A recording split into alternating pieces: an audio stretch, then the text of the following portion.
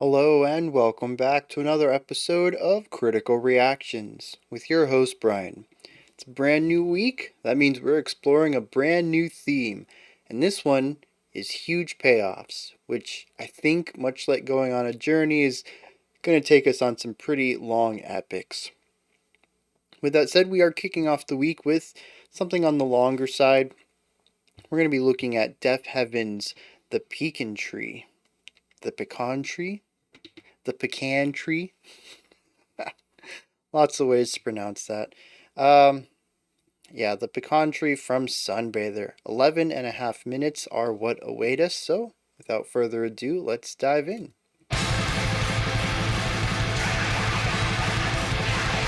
Okay, we got straight into this more literally than I thought we would.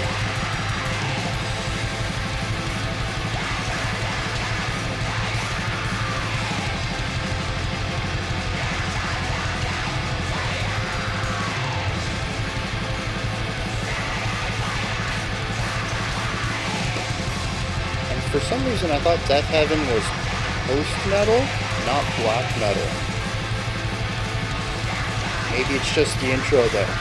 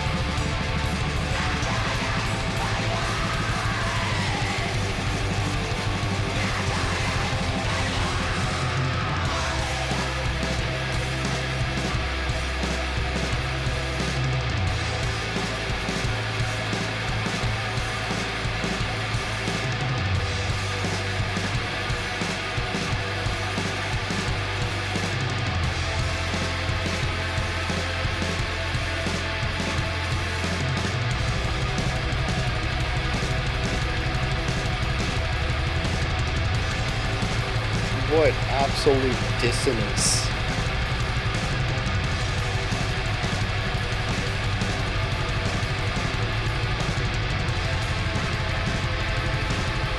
Detuning warbles.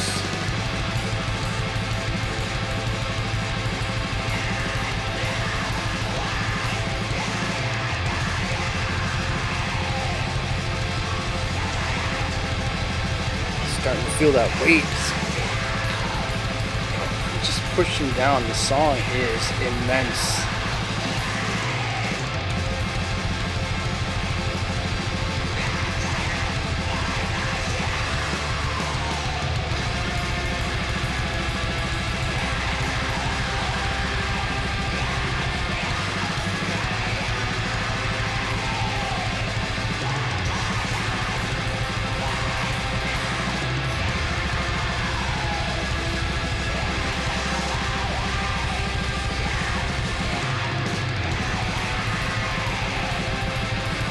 There's a really neat atmosphere that I think they're going for in sort of a gazy kind of manner.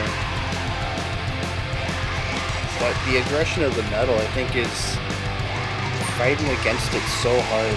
This is a little better.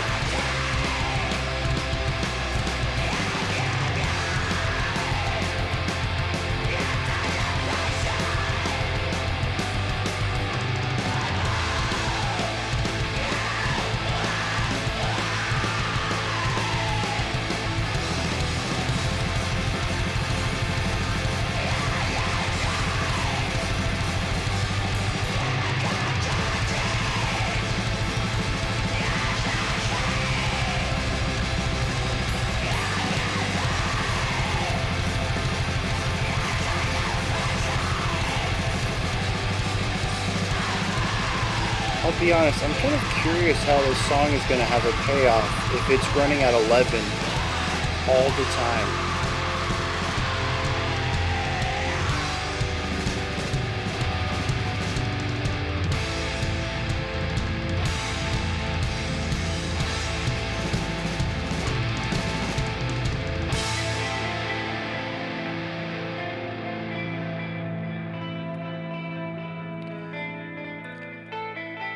Well played, Deafheaven. The answer is to bring it down quite a bit.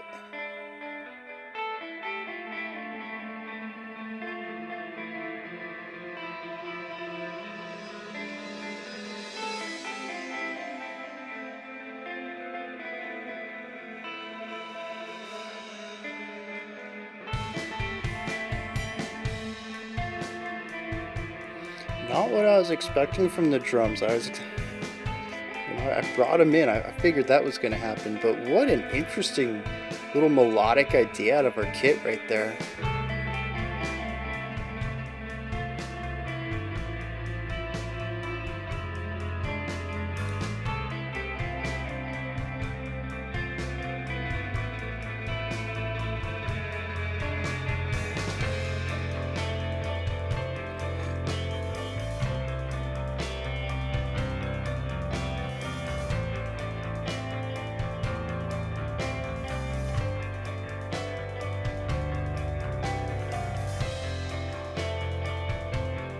It's really nice that we've dropped the volume as well, so you can see over there that we're only at about 75%,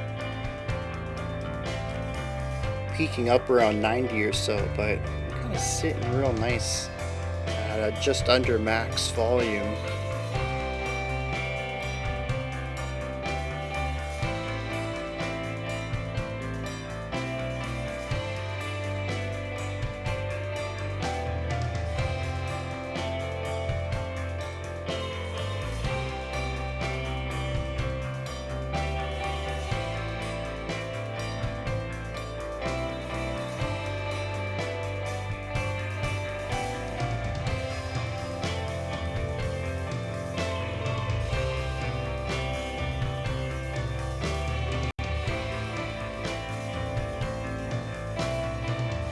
I'm trying to reconcile this entire midpoint with our opening 4 minutes.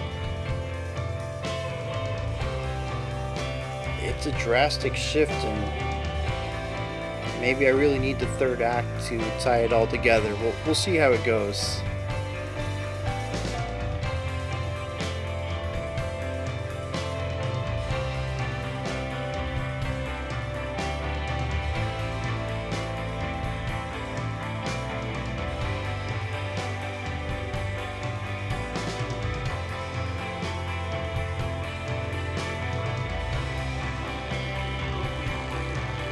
They're certainly taking us, I think, as far as they can. We just had our first removal of an introductory idea. It's the guitar line we've been listening to for about 2.5 minutes now.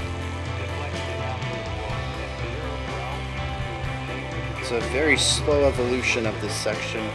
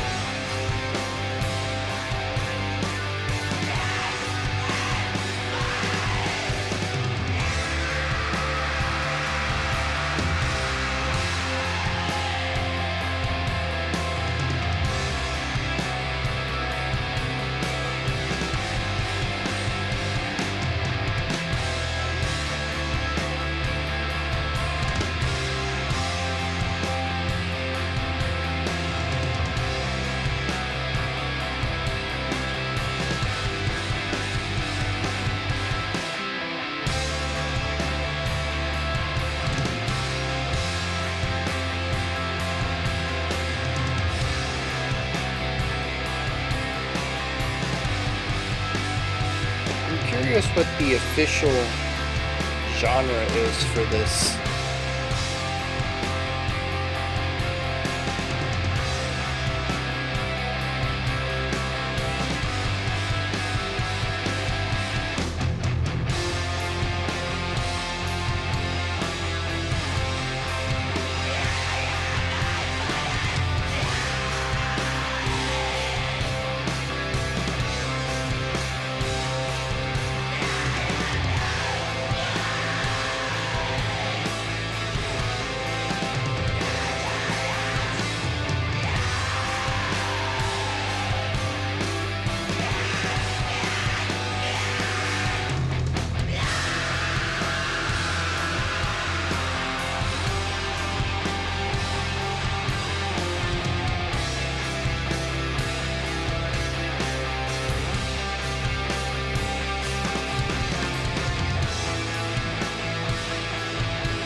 I do like those moments where the drum comes in with a fill that changes the rhythmic flow up a little bit.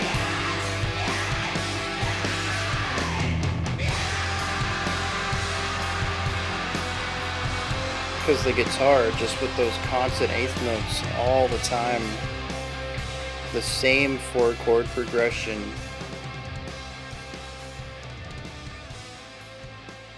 But I really think it would have benefited a little bit from some tuplets thrown in there.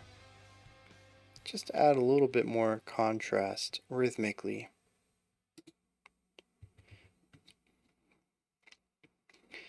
Alright, so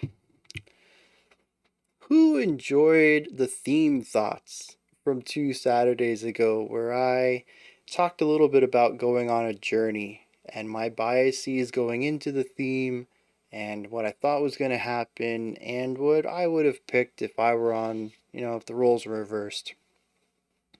Because we may have another one of those at the end of this week. I don't, purely on the topic of theme, I don't get this one. Honestly, the storyline wise, I don't quite get it either. But that's a completely separate issue. I don't feel like the midpoint leading into our outro is a big payoff. It kind of came in unassumingly, our third section, just kind of snuck in there and wasn't that much larger than where we were building from there. And I don't think it had an emotional impact either. Though that I'm going to chalk up to bias. Obviously, people listened to this and said, yeah, that is a payoff. And I would love to hear y'all's perspective on that. Primarily because it's just so different from my own. I think if our midpoint had gone into our intro, that would have been a big thing. Or if we had taken this from 0 to 11 rather than 11, 5 to 7. Just as far as intensity goes, not volume or width or anything like that. I don't know, the ending just didn't have the impact I would expect.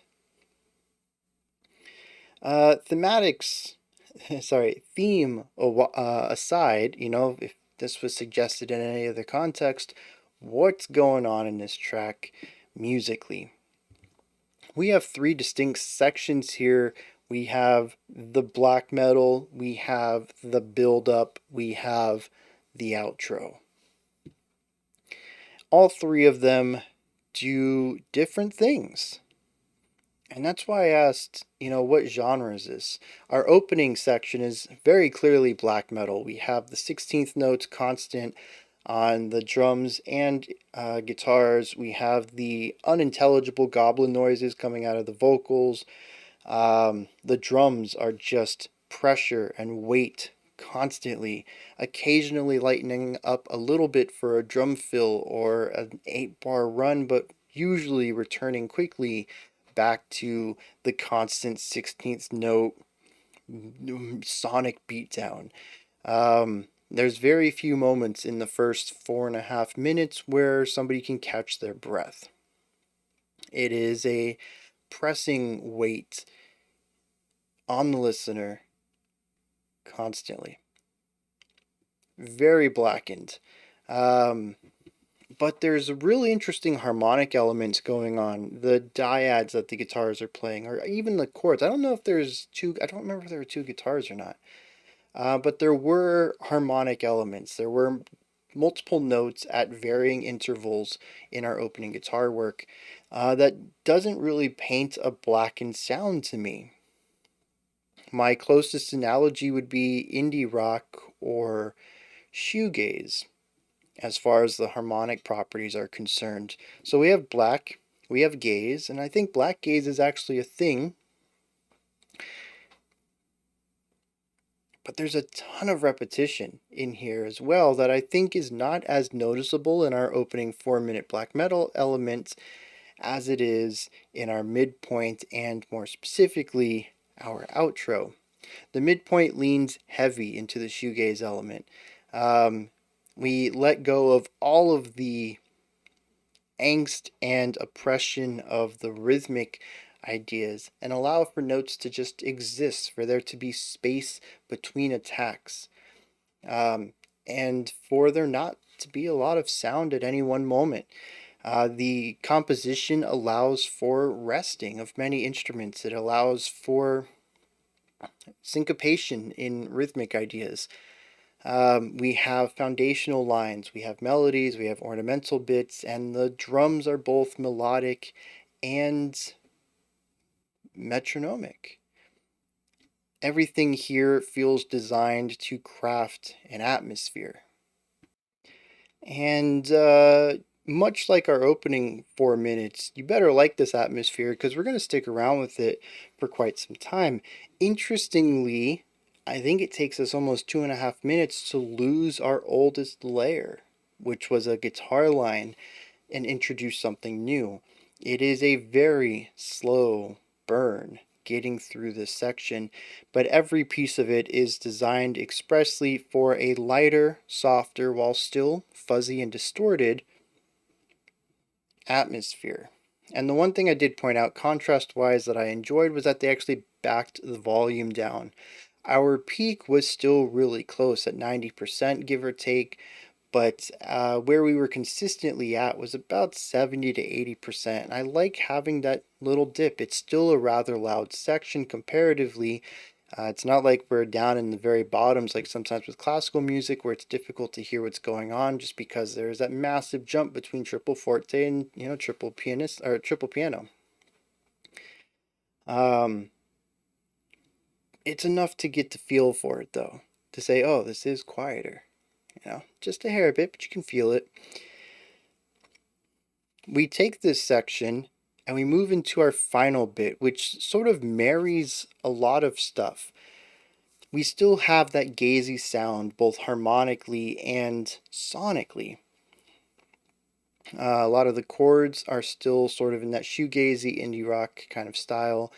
We still have fuzzy guitars, but there's more amplification, more distortion. We're pushing more for a metal sound.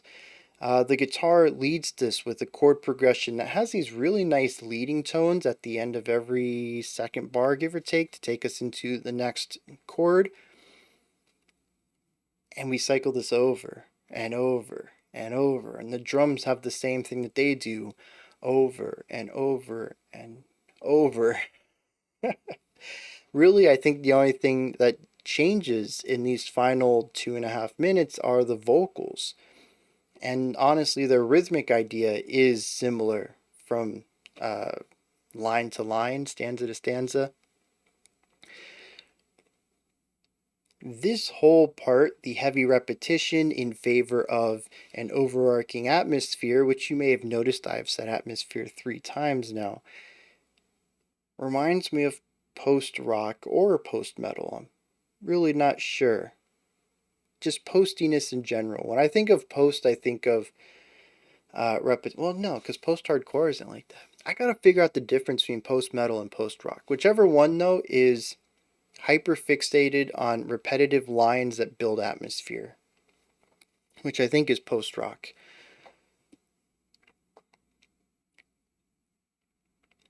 You really have to enjoy what's going on here, though, because you're in it for a while.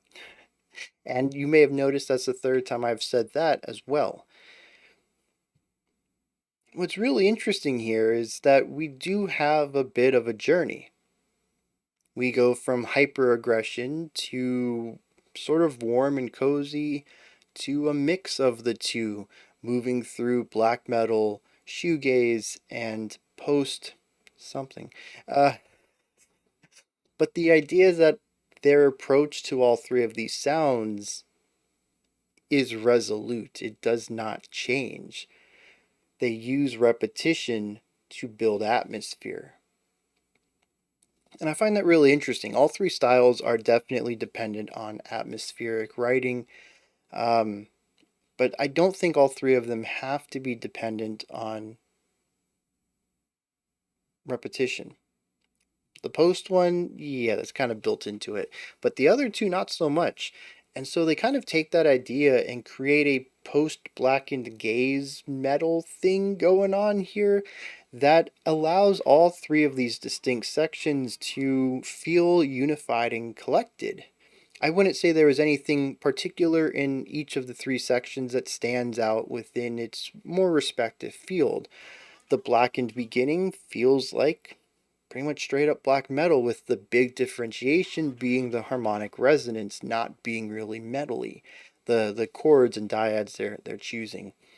Um, but the gazy section sounds like stuff we checked out when we did Shoegaze Week, and the posty section reminds me of other metal bands who stick with one sound and cycle it over for very long periods of time in order to create atmosphere that people kind of trance out to.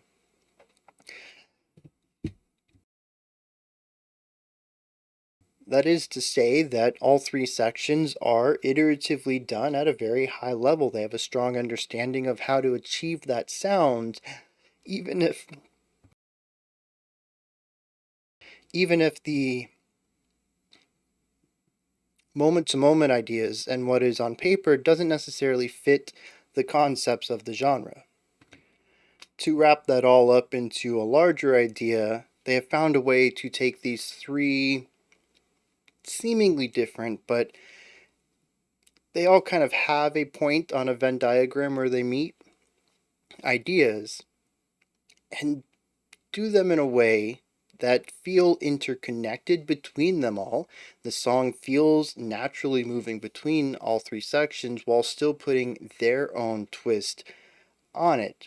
This is a Deafheaven track, and I don't know that I'd get it confused with anybody else.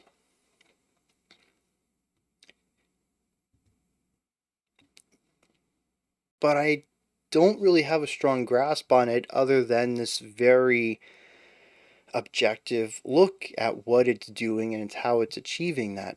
On a more subjective level, I don't really know what it's aiming for emotionally. I had a difficult time ascribing names to these atmospheres, feelings that I had tied to them. It was sort of just a series of sections, and the overarching idea of hyperaggression to swinging in the exact opposite direction and finding a middle point could represent a lot of things, but I'm not entirely sure that a middle point is the perfect way to describe our final section. It just feels the neatest way to describe it all. But soft and metal sort of works to describe it, but I'm not going to say that's a perfect description of it either. Um, and the vocals are so unintelligible. I picked up nothing. They were just a static sound behind the music in most cases. And it's very much Deafheaven style. I don't think I've heard anything this aggressively goblin-y before from them. But blackened vocals is what I expect from them for some reason. Even though I think I've heard a song from them with cleans, it's not what I expect from them. And so having to look up lyrics to even figure out one single word is, what I expected for this. I feel like I've used that word too many times. Expected. It's starting to sound weird. I'm going to take a moment to dive into some lyrics here, and maybe it'll help me get an understanding of this track. If not, I'm going to go my usual route and ask everyone else for a little bit of help with coming to terms with what just went on in these 11 minutes of my life. For some reason, I wasn't expecting such heavy lyricism. There's a little bit of vagueness in the metaphorical usage throughout some of this, so I'm thankful that there's a ton of annotations on the Genius site. But the idea overall here is somebody who feels trapped due to the sins of the father. The concept that uh, any shortcomings you have are passed down to you generationally. Um, and that's really what the whole song is about. We have a couple lines in here. It says, setting fire to curtains in hope that you're dreaming, destroying the tomb of memories from your life. I like that line in particular, being able to remove the memories, bad memories, but calling it destroying a tomb of memories. I think that's an interesting way to put a specific feeling or a specific visual onto this idea that they're not just memories. You're not just getting rid of these things that you remember. You're getting rid of dead memories. Just terrible stuff you don't even want to recognize anymore. He says that on Well, he says, I lay drunk on the concrete on the day of your birth in celebration of all you were worth. This I would never have known what was about in particular without the annotation, but apparently the lead singer, a lot of this song is pulled directly from their life. Um, on one of his father's birthdays, which is what this is about, and we'll get into that in a second, he didn't even show up to the party. He just ended up drunk outside a bar one day, dealing with alcoholism and loneliness and self image in many of the same ways that his father does, and from what I'm reading here, still deals with at the time of this track. It finishes off with the repetition, a mantra: I am my father's son. I am no one. I cannot love. It's in my blood. The idea that all these things that are wrong with me I would love to fix, but they've been passed down to me generationally. Of course, not through DNA, but through environment, learned behavior, all that sort of stuff. It's really difficult to get over 18 plus years of knowledge of behavioral building. Yeah, it's a really heavy, sad track that I think works well with the opening black metal segment, but I have a more difficult time pairing this up with the more optimistic, warmer, fuzzier, gazier stuff we have in the back 50% of this track. And that's even, I was hoping I could figure out what the song is doing as a whole, these three semi distinct sections existing in the pattern that they do. I was hoping the lyrics might clue me into that a little bit, but I think I'm even more confused now. So, with that said, those are my thoughts on Deafheaven's The Pecan Tree. Help me out here.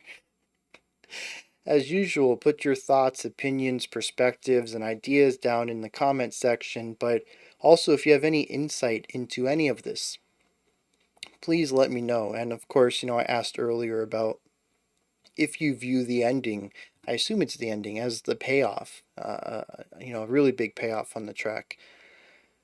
Why? Well, here's the thing too. Do you know why? Because if you don't and you just feel it, that's perfectly fine too. But if you can put into words why you feel like that's a good payoff to the track, I'm curious about that as well, because I didn't even feel much at all. It was just such a natural movement into an adjacent idea. and it never quite hit a peak that the track started with. I've already explained myself. Anyways, all that stuff, down in the comment section, let me know. Above that, in the description box, you'll find a link to Linktree. It takes you to this menu. You can find my music, ways to support the channel, a link to the Discord server, and so much more. Above that, if you could, like, subscribe, and ring the bell. I greatly appreciate all three of those. Alright, we do have a special selection coming up next, but we'll be back tomorrow, 5 p.m. Eastern Standard Time, 9 p.m. UTC. We're going to continue on with this week of huge payoffs. Until next time, remember to be critical, not cynical, of the music you listen to, and have a fantastic morning, afternoon, or evening, whenever you choose to watch my videos.